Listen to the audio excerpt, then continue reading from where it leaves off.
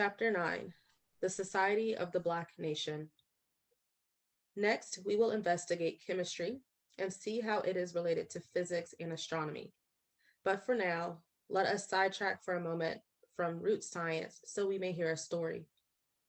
There is a story from our ancestors about their world before the non Black races. Yes, Black people, there was a time when we were the only people on Earth. Those are the times in which the events of this story took place. Not just any story, but his story. True history. To understand true history, we first have to know the most fundamental of all fundamental things. This is what our ancestors say. In the beginning and end of every universe. Now remember, creation has no beginning or end, but universes have a beginning and end because every universe is created for a purpose. When that purpose is fulfilled, creation continues to create the next universe. So they say at the beginning and end of every universe, there is only one person. How many Black people are there on Earth today? Over a billion? A billion separate individual minds means we are divided. In the beginning, we are told there is no division. Now, this doesn't mean that there is only one human being on Earth. There are just as many individuals as there are today, but we are united as one in mind. This means every person knows every other person as he knows himself. More than that, every person is every other person. That is divine unity. The reason for mentioning this is because the story we are about to tell is about the organization of the ancient society, which started from unity. It goes that long, long ago, when the first earth had been completed, at the beginning of this universe, God came as one from the previous universe. That universe had just reached the completion of its purpose, and a new universe, ours, was just beginning. God then divided his mind from unity, or one, to two. From two, he divided again and became three. From three, he became seven, and from seven, he became 12 gods. Another day, we'll hear as to why he went this long route instead of going directly from 1 to 12. But 12 is the crucial number because it has to do with how the original society was organized. You probably guessed it. The 12 gods represent the 12 tribes of the original nation. The only 12 tribes we hear about today are the Jews. Where did they get that from? They certainly did not originate it. They got it from the originators of true civilization, our ancestors. Each one of the 12 gods, as gods like to do, separated into a man and a woman. They became the 24 original kings and queens of our nation, called the 24 elders. Every two, a man and a woman, became the leaders of a tribe, and as Black people like to do, they called them the mother and father of the tribe. The 12 elders decided they needed assistance to help them lead the nation that was soon to come, as they planned to have a population of more than 1 billion people. They decided that each god will have 12 assistants. This number 12 is not arbitrary. Our ancestors say that nothing the ancients did was arbitrary. Everything they did was totally natural and simple. Therefore, everything has a logical and simple reason. Anyone who tells you that there are mystical things reserved only for the spiritually evolved is either a deceiver, for example, Whitey, or has come under the influence of deceivers, for example, Whitey. Every god, as we said, chose to have 12 assistants. They are called the 144 chiefs. The elders then divided each tribe into 6 clans and put 2 chiefs at the head of each one, a man and his wife. Are you surprised that a woman could be a chief?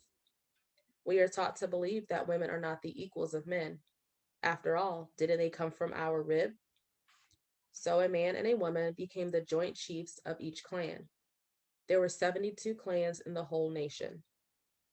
Here's a mystery that ceased to be a mystery for me as soon as I learned it.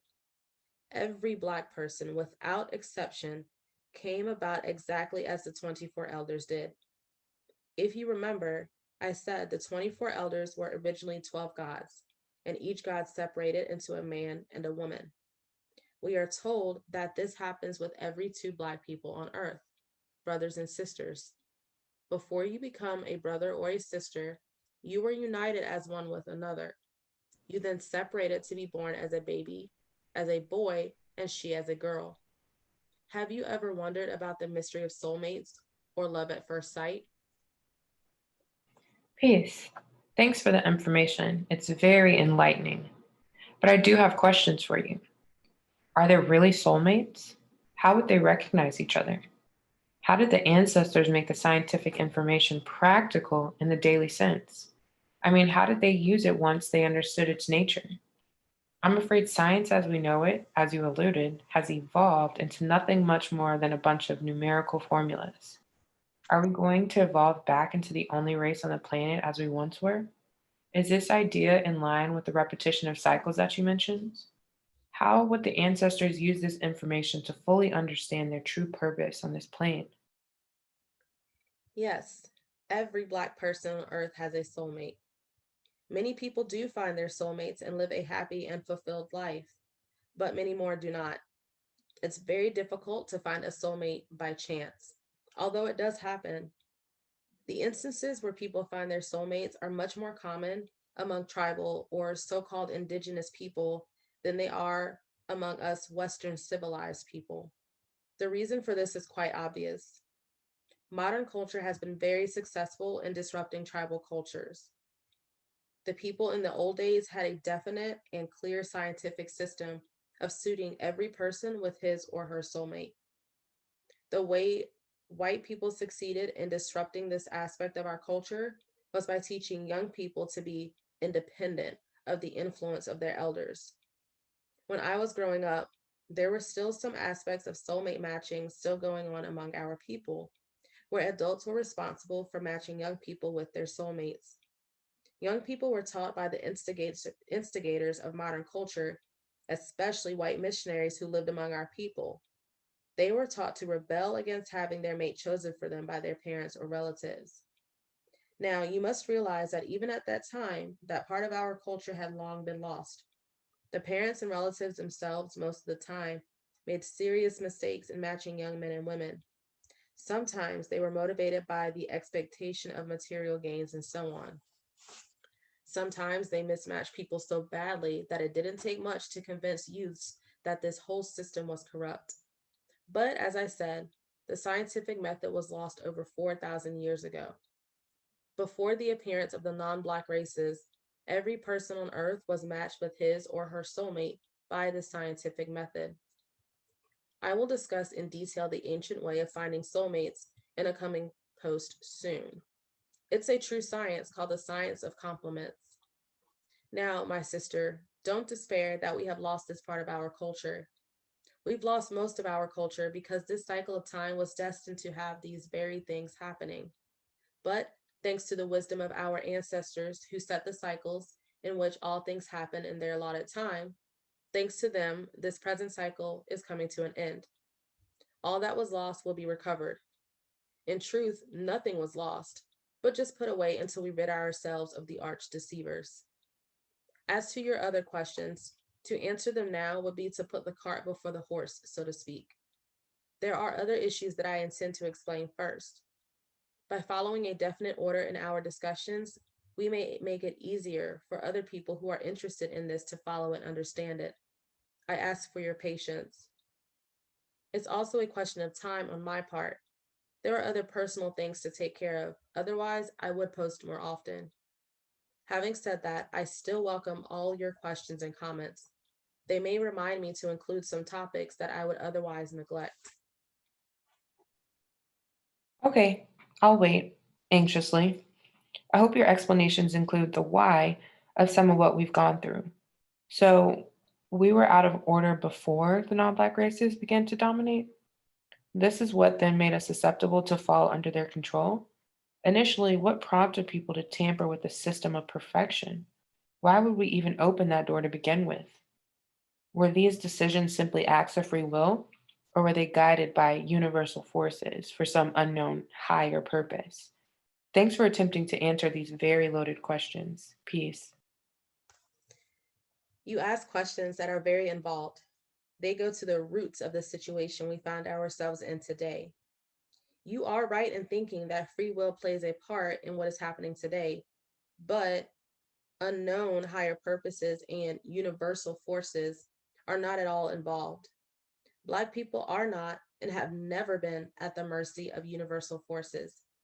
You'll see a detailed meaning of this statement and the reasons why, as I promised, as well as explanations to most of your questions. Please don't stop asking. But remember this: the truth is in you. You can find it even at this very moment. I appreciate the post. This brings light to the whole notion of arranged marriage. I find that your analysis is quite accurate. If this is the case for soulmates, is polygamy an incorrect practice according to Blackroot science? Or can a person have more than one soulmate? No person has more than one soulmate. God divides from one to two every time he's born on earth, and the two are equal.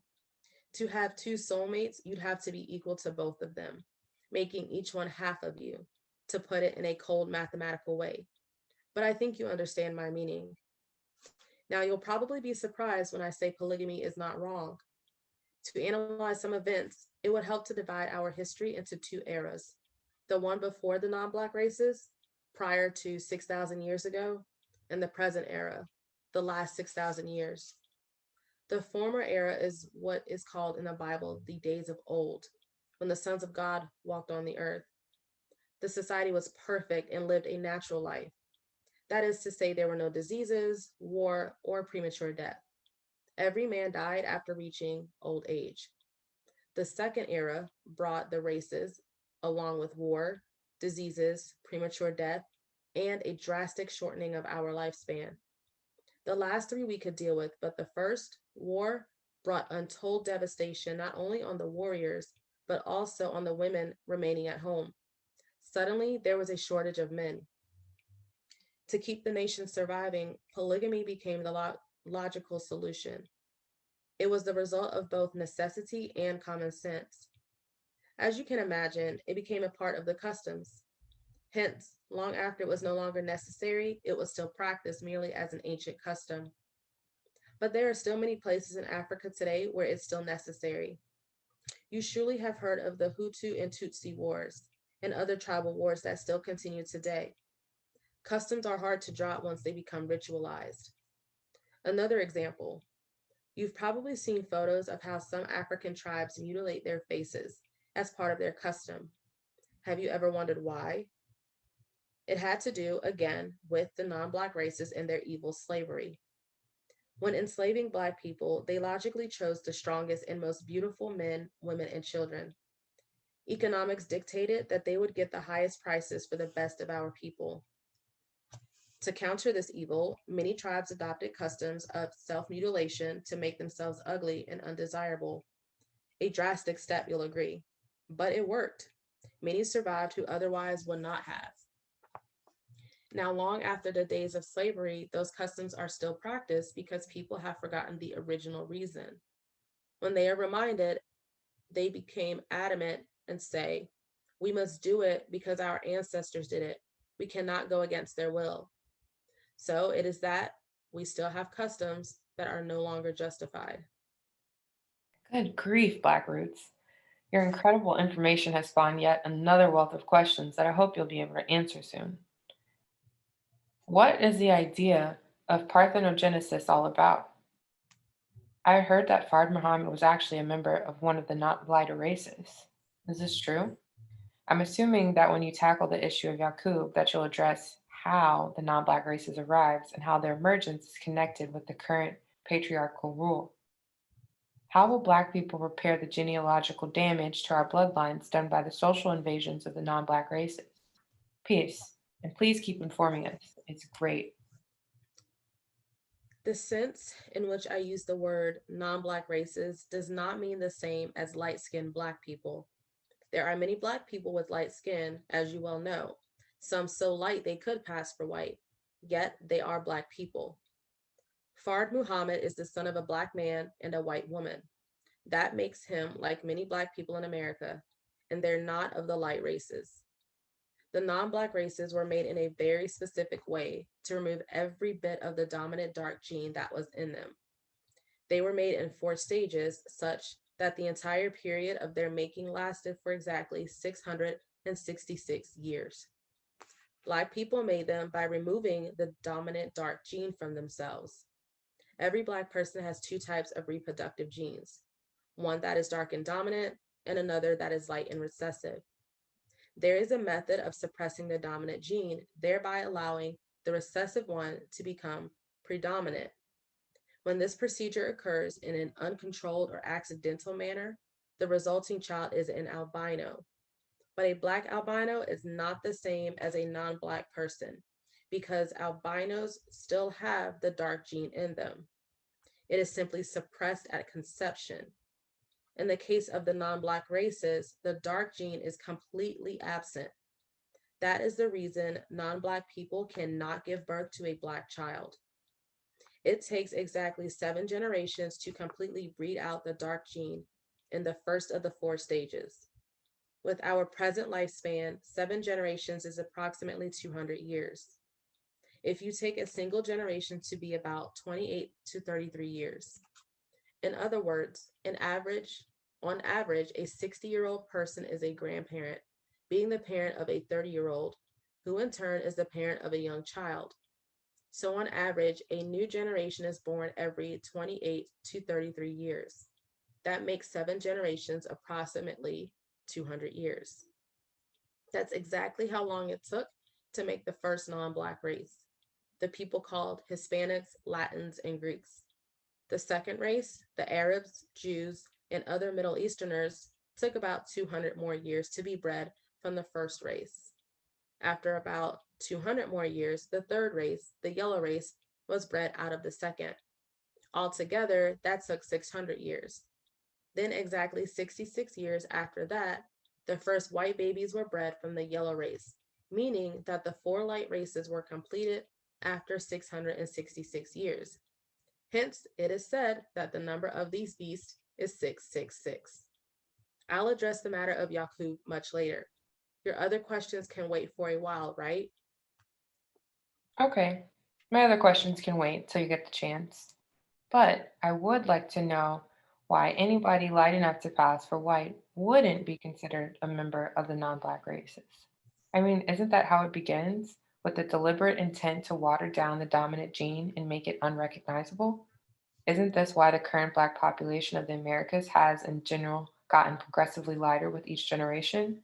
Because there's still a deliberate attempt to accomplish goals to that end?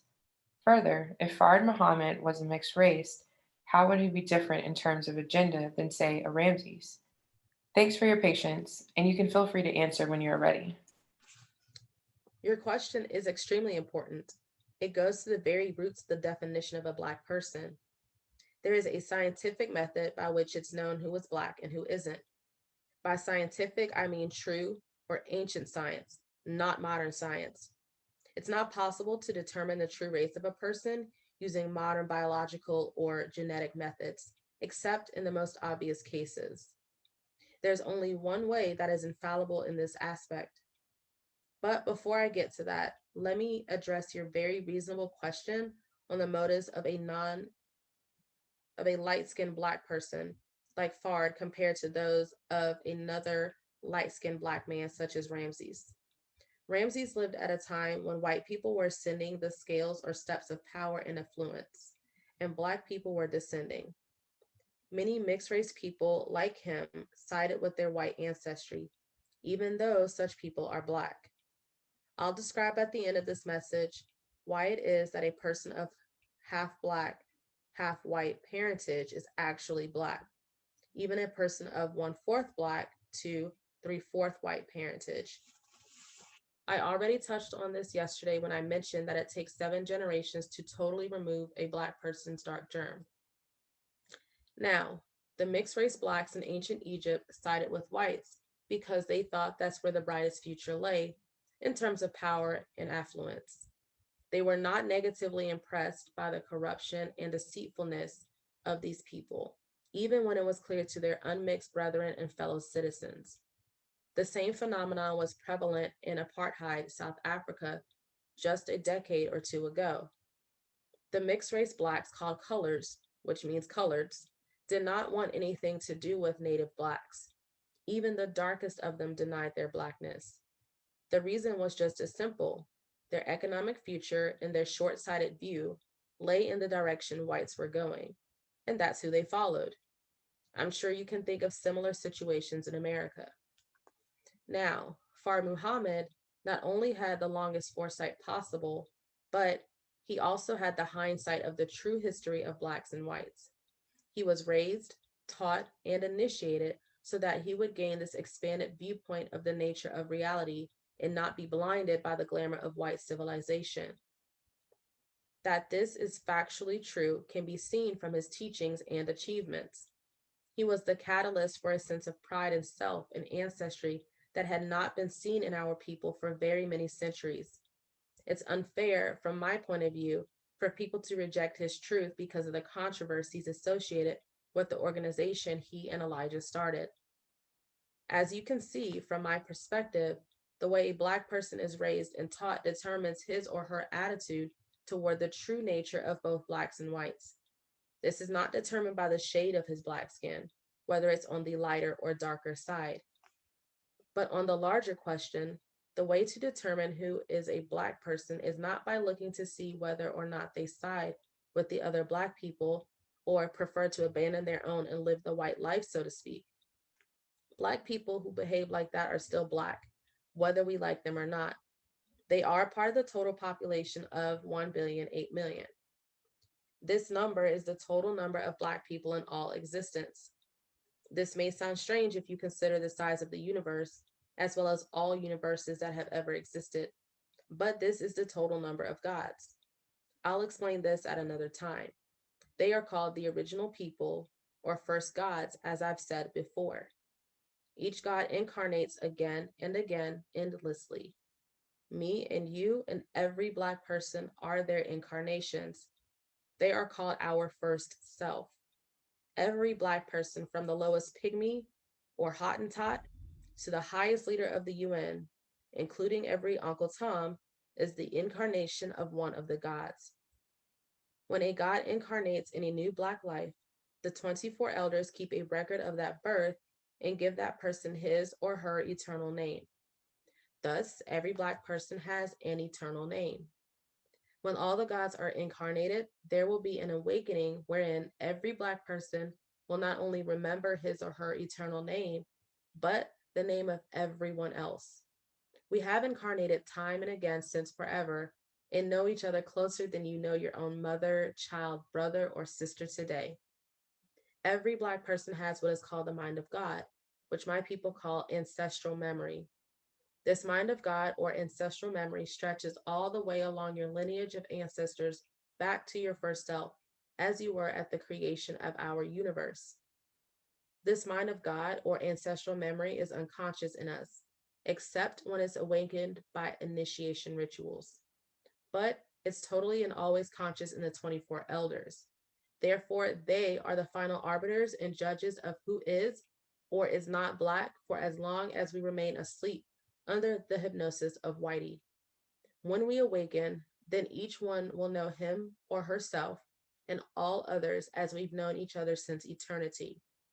That is the only true way to determine the racial identity of all people on Earth.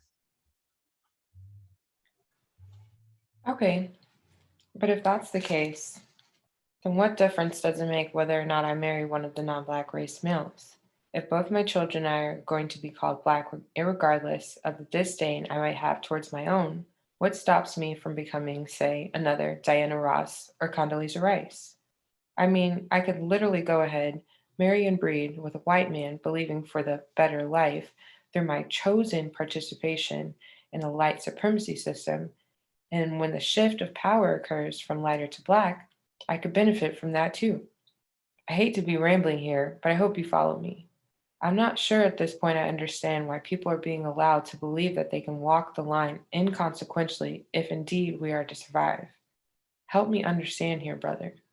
Help me understand when you have time. There was something else I meant to ask you.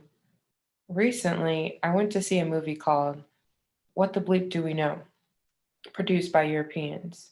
It was philosophical in nature, and as usual, they were discussing issues that we've been knowing for eons. There was one scene in particular, however, that fascinated me. They showed the work of a Japanese scientist who'd researched the effects of the energy of certain words, spoken and written, and thoughts on the nature of water molecules. Positive phrases produced frozen water molecules that were beautiful and almost perfectly symmetrical. On the other hand, negative energy produced deformed molecules. Negative energy produced deformed molecules. He related this to the fact that the human body is primarily composed of water. Someone told me that the same basic information showed up in the Matu Natur, but I couldn't verify it because I had a difficult time getting through that book when I tried several years back. So, since you've been so kind sharing your perspectives, I was hoping at some point you can tie this particular information in with yours. Peace again. On your question about the movie, the human mind is creative. It affects inanimate matter as well as life, animals, and plants. As I explained in a previous post about the true law of evolution called the law of integrity, moral character creates beautiful forms, and immoral character creates ugly forms. Starting next week, I'll discuss biology/genetics and get into more detail about how the mind creates. To your first question, there is punishment for people who try to lighten the Black nation. Nature has been reducing the sperm count of white men now for the last 100 years. The rate of reduction has increased over the past few years and will continue to increase until they can no longer procreate. That's why those who know are studying cloning. On the female side, the fertility of white women is decreasing at a rapid rate. They have to use more and more drugs to conceive. This is also true for light skinned Black men and women. The world is Black by nature and will remain so forever. Any Black person who, after being exposed to the facts, continues to try and enlighten our people is sinning against God or the Black nation. Nature has zero tolerance for stupidity. The consequence of such foolishness is extinction, or as said long ago, the wages of sin is death. On our part, we could do these brothers and sisters a big favor by exposing the truth as much as we can. Most of them are ignorant and only need to have their sense of pride built back up, pride in themselves and ancestors. If they consciously reject the truth, then they'll end up alongside the white race in the bottomless pit of hell called extinction, where there is no coming back. Their biological lineage will simply die out. You briefed us on the reasons that many traditional African people use scarification. Can you share anything about the significance of piercings? Can you share the background of clitoridectomies, etc., performed on many continental women, mostly against their will? Gross piercings fall in the same category of reasons as scarification.